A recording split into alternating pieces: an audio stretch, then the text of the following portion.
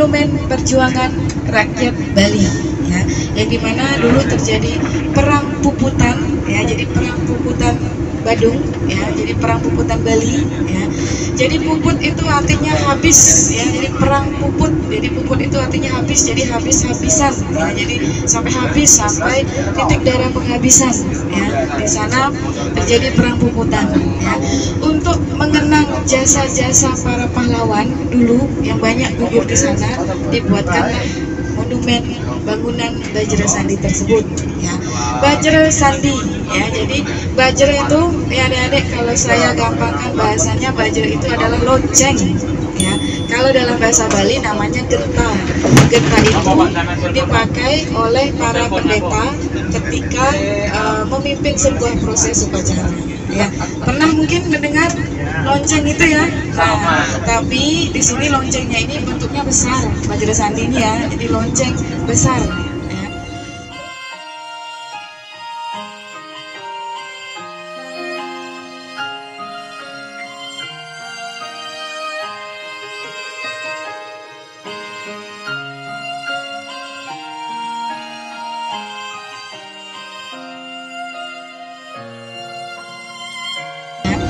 Terus di dalam gedungnya, dalam bangunan tersebut nanti adik-adik akan ada 33 diorama, ya, yang menjelaskan semuanya ini, ya. Jadi miniaturnya, ya, 33 diorama menjelaskan perjalanan dari raja ke raja, abad ke abad, kegiatan masyarakat Bali pada zaman itu, ya. Jadi zaman Belanda, semua penjajahan, zaman Jepang, semua di sana ada tulisannya, tahunnya, abadnya, rajanya siapa.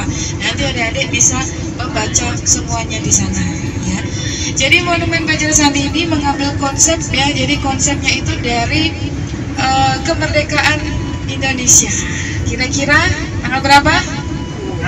Kemerdekaan Indonesia 17 Agustus 1945. Jadi konsep bangunannya ini adalah 17 tangganya, ya, tanggal 17 itu ada tangga di dalam bangunan tersebut, itu ada 17 tangga, ya, karena konsepnya ini bangunannya cukup luas, ya. Jadi bangunannya ini totalnya luasnya adalah 13,8 hektar. Itu luasnya sampai ke lapangan-lapangannya. Kan ini kan lapangan di luarnya, ya. Terus yang kedua, 8 tanggal 8 Agustus, ya. Bulan Agustus ini tiangnya. Jadi ada tiang penyangga besar ini 8.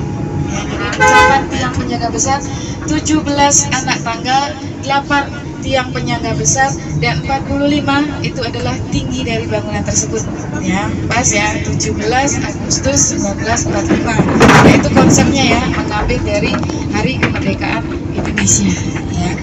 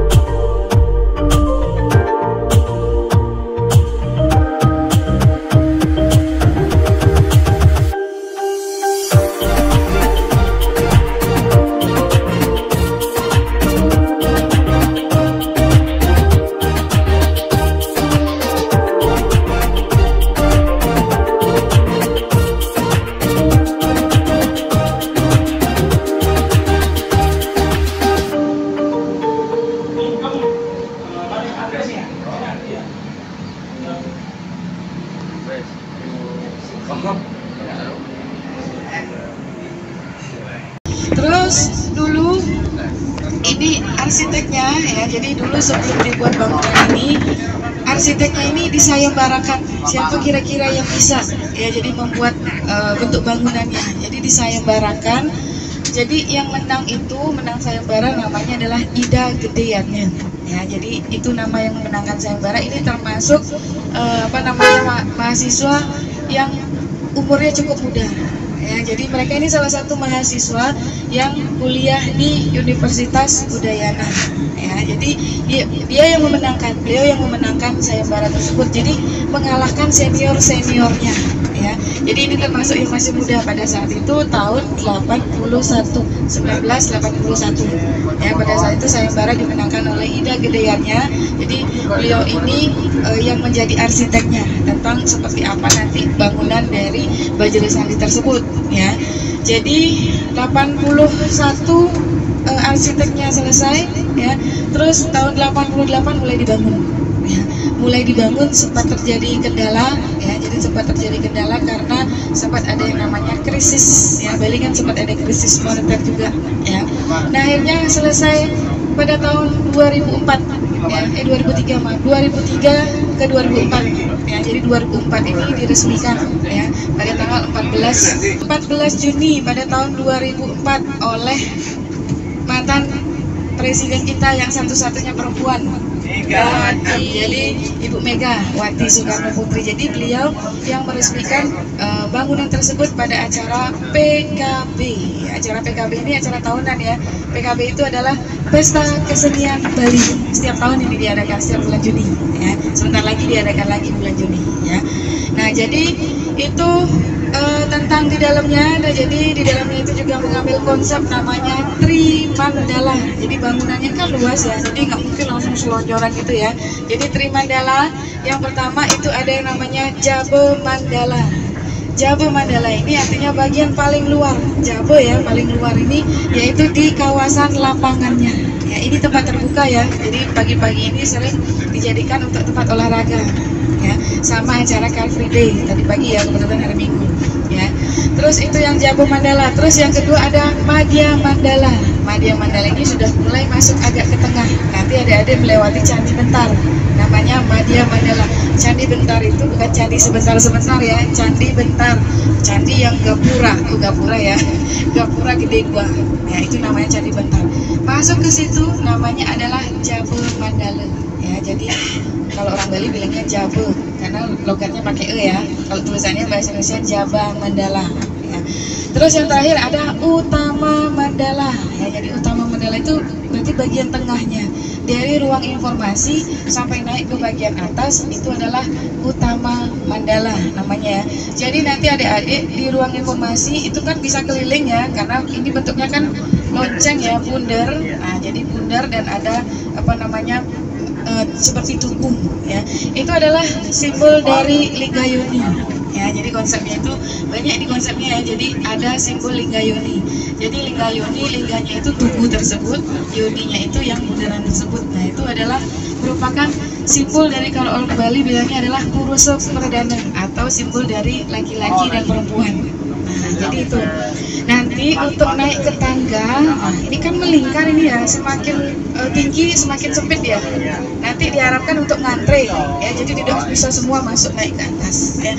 Dioramanya ada di lantai 3 ya. Jadi lebih baik kalau saran saya nonton diorama itu aja. Nah, jadi kalau nonton diorama itu seperti kita masuk dalam keadaan tersebut. Kalau kita perhatikan, kita akan masuk ke dalam keadaan tersebut kalau kita memperhatikan secara detail ya. Apalagi di sana ada raja, ada pendeta, ada penjajah, ada yang pas berperang, itu semuanya lengkap ada di sana ya.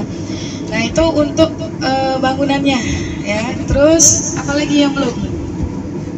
Bangunannya, luasnya diresmikan, konsepnya sudah semua nanti ya. Oke. 3, 2, 1.